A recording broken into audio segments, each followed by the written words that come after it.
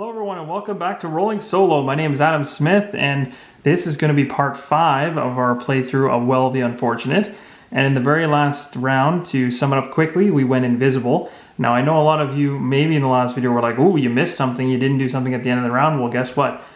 Joke's on you. I actually caught it and knew that I did it. So the two decks over here were shuffled, as I said I would do at the end of the round. Also, this particular night element goes down the track. It always wanes by 1 at the end of the round. So I did catch that. So now we've kind of got everything squared away and we're ready to move right into the next round. And this is the last round that the heroes will be hiding in amongst the darkness, trying to avoid being hit and trying to heal up as fast as humanly possible. So let's go ahead and grab our cards and see what we can do.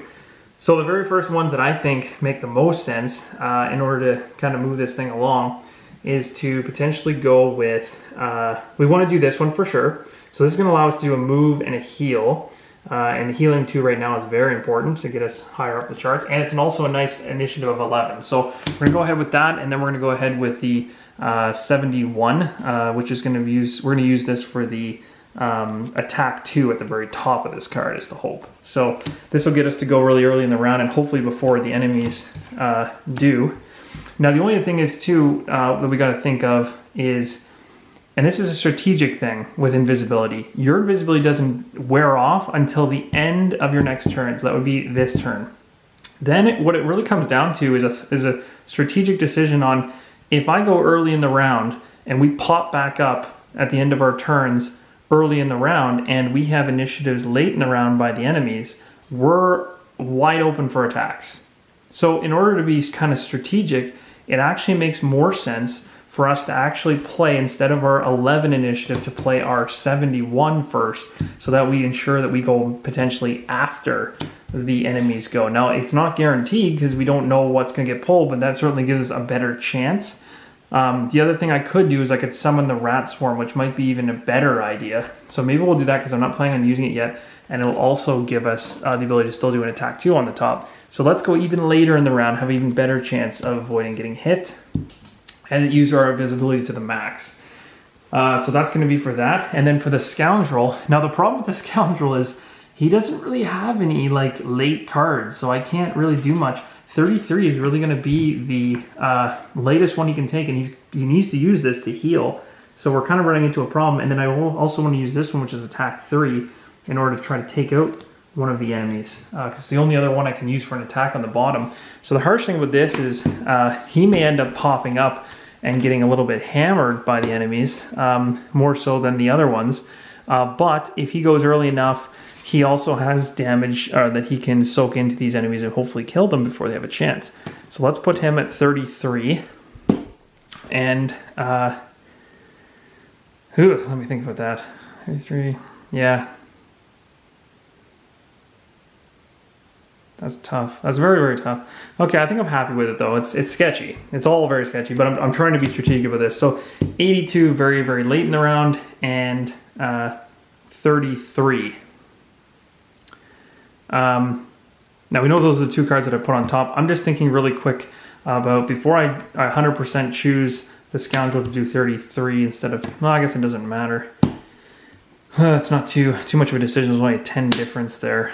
We want to go later in the round for sure, as much as we can. We're kind of hooped here because we might have a lot of attraction coming from the Scoundrel, and even this enemy will start focusing on the Scoundrel if the Scoundrel's to pop out of invisibility first by going early in the round. We'll see how that goes. So here we go and find out what our Imp and Scout are going to have to deal with, or at least going to be for initiative. Good. So this guy is going, or actually I guess that's bad.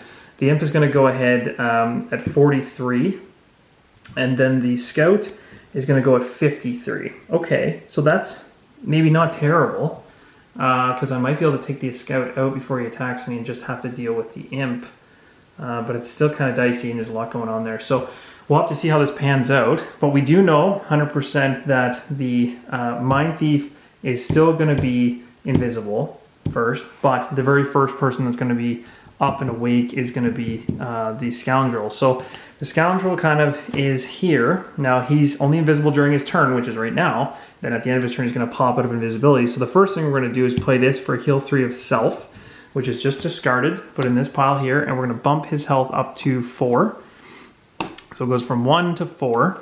And then we're going to come over here and use the bottom, which is an attack 3. We're going to use it against the Scout, which is the Elite Scout, which is here. He already has 3 damage on him, so it's a really good hit. The cool thing too is we also get to use the invisible power we put here. It says on your next attack while invisible, double the value of the attack. So we've got attack 3, and then we'll be able to go ahead and double that. So we're going to go put this token right here, which is going to give us an extra 2 XP when we do this attack. So we'll put that in now so we don't forget. And then this one here says we get an extra, we're using the bottom here is what we're using for this particular card, this active ability.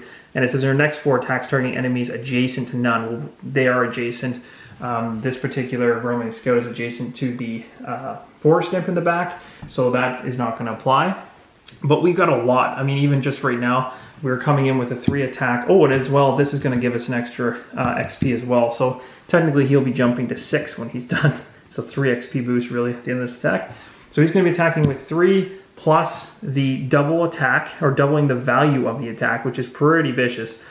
So doubling the value of the attack is something that's going to occur, and I guess it'll all be based on what we pull here. So we got a 0. So nothing changes that way. So that's okay, because we still essentially doubling the value attack would make it a 6, which is an extremely powerful hit.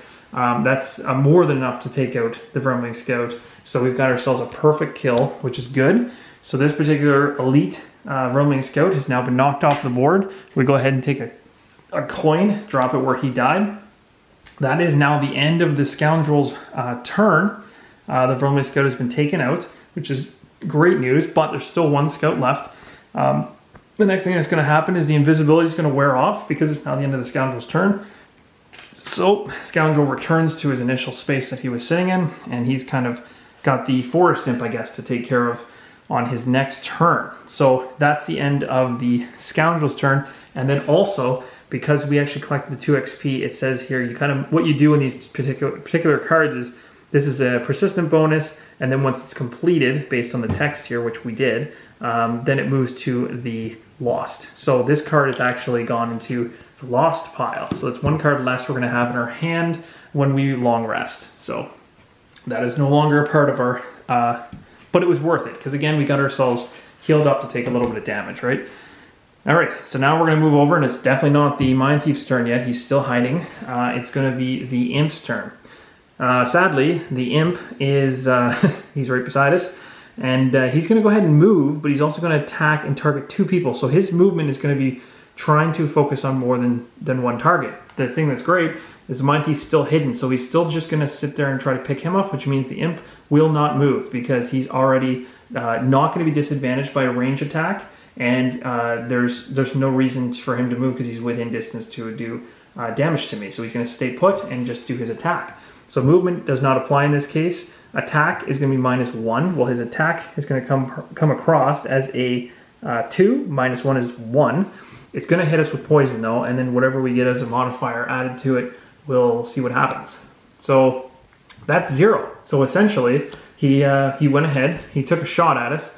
We have 2 -1 modifiers, so it's -2 off of his attack of 2, which means he does nothing to us, but the poison still applies and still gets put on our character. So sadly, that means we're going to be a little bit more likely to take damage on another turn unless we can heal.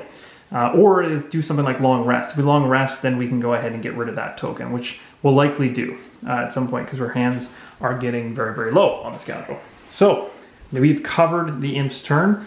So that's great news. One thing I will do is clear this up because I didn't take the damage tokens away from the Vermilion Scout on the past when the Scoundrel killed him. We still have Vermilion Scout number 1, but Vermilion Scout number 2 died. So sorry, I'll just clear these tokens off this mat because that would have gone up by quite a bit and killed him. So the only one we have left is the 1, which is here. He's got 5 health total, but we got 3 hits on him and he's almost dead. And then the Forest Imp is full health in the back with 2, as it says on his chart here to the left. So All right, so that's that. Now we move on to the Scout, because the Scout is the next in initiative order, and lastly the Mindthief. So the Scout, what is the Scout going to do? There's only one Scout. So it's interesting here, because of the way we played this, the Scout cannot focus on the Mindthief he's beside, so he's going to go ahead and move to try to get within melee range of whatever focusing target he can actually acquire. That's going to be the Scoundrel. He's going to go after the Scoundrel based on his movement. So he's got a movement of 3, nothing changes based on the card modifier, so it's just 3. So he's going to try his hardest to get over here, and he's going to go 1, 2, 3, getting him to about here. But the great thing is he's going to go ahead and try to attack, but he's 1 away from us. So what's wicked is we don't actually have to take any damage, which is amazing. Perfect. So that's it for the Scout. So he is done. We didn't inflict any damage. Now the other thing that's kind of interesting here is the Mindthief now goes without any enemies being around him, which may or may not be a problem. So the Mindthief's turn is now, and this is where things get interesting, because you plan this stuff in advance, but sometimes the board ends up changing. Now we don't have an enemy sitting right beside us to attack, so we're going to have to generate some movement to do so. The good thing is, and I guess the bad thing is, we wanted to heal. But if we heal, we get 2 movement, which is okay, because it would take us from here 1... Actually, you know what? That's fine. That worked out really good. We can go ahead, let's just go ahead and do exactly what we were going to do before, which is use this and then this. So we're going to go ahead and do a move and a heal too. So we're going to go ahead and take the Mindthief and bump up to 4, which is great. Almost at full health now for the Mindthief.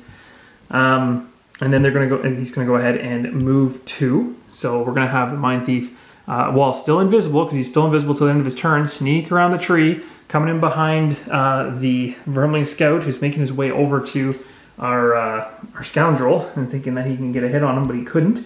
So this card was used, and there's no loss symbol on this half the card as it is up there. So this card goes in our discard, and we haven't lost any cards for the Mindthief. That's great in the whole game so far. And then we're going to go ahead and use the top for our attack 2. Now, again, great news. We're using it for an attack 2 plus the augment we have. So attack 4. We know that this guy here is a 1, and he already has 3 damage. So we may be able to take him out right now. It's all based on this modifier pool. This particular character doesn't have any negative conditions, so we don't have anything like that to worry about. So we'll pull this card. Oh, but guess what? We just did it, because attack 2 plus 2 is 4, minus 2 is 2, and 2 on 3 is 5 for the elite side. We have killed the Vermling Scout just barely. Thank goodness. So the Vermling Scout is taken out. He is gone. And we do get a coin that drops where he was located, thanks to our Mindthief is doing some good work.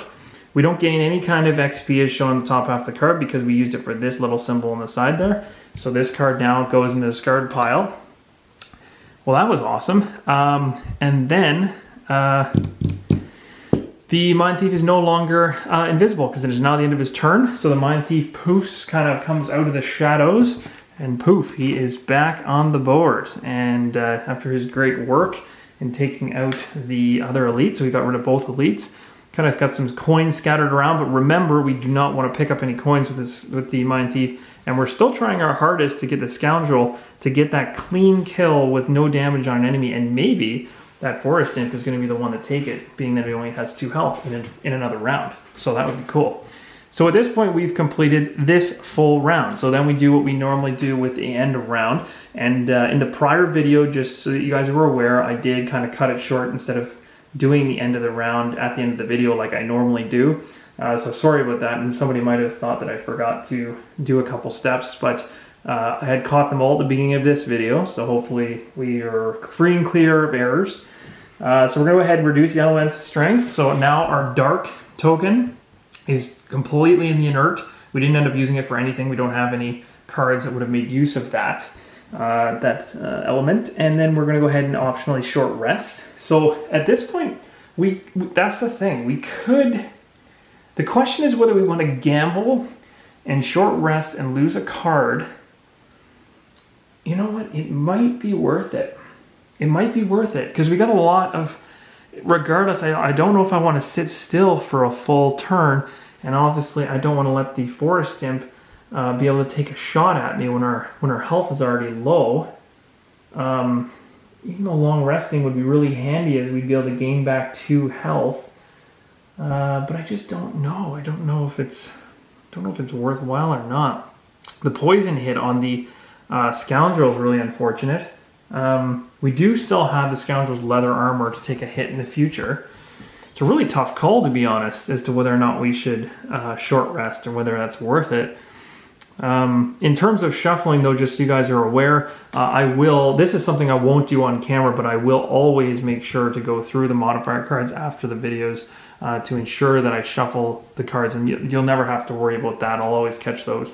I just do it off camera. It's just easier, and it also is less painful for you guys to watch that. So I guess at this point, it's really just a choice as to whether or not we need to rest. And I mean, the Mindthief, he's getting to, like, he can play one more round, and then he's going to have to rest. Although he does have his minor stamina potion, and he did go last. So I could use this. To bring his health, to bring a couple cards back in his hand, and maybe have... So here's a question. Do I have anything in here that could... this is tough. With the Scoundrel, he's got his loot card. I really like that. He'll be able to scoop up all the loot on the ground after he kills these guys. I might end up doing that, maybe, but then I'll have to get rid of my throwing knives, which is terrible. You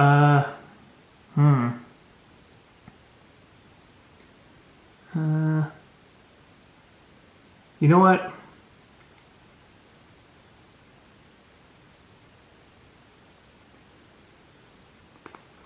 Can I stun? You know what? I'm not going to short rest. And you know why? I'm going to have the Mindthief stun this guy. Because I want to use a long rest to gain health back, so without using cards. So I'm going to end up on the next video. I'm going to be aiming to get the Mindthief within range somehow of this enemy. I don't know if I'll be able to pull that off, though. That's the only tough part. I don't have the range from where he's currently sitting to be able to stun him. Although the Forest Imp is actually pretty weak on the attacks, only a 2. So even if he did hit me, it'd be pretty... Yeah, I don't think this is the right time to short rest. I think I'm going to kind of hold back and and we're going to just roll with what we got. I'm going to try to have the Scoundrel go early in the attack and maybe get a full hit on the enemy. He can use his throwing knives even. So yeah, I don't think we're going to short rest. I'm going to choose not to short rest. Sorry guys, I was kind of pondering there. But unless I change my mind in between videos, I'll let you know in the next video. But for now, I don't think I'm going to short rest. So then we're going to go ahead and shuffle all the decks as I would normally. Sorry about that. So that is the end of this round. So again, if you guys have enjoyed the videos, please subscribe. If I made any mistakes, you noticed anything I should have done, please let me know. And until the next video, guys, thanks for watching and keep on rolling solo.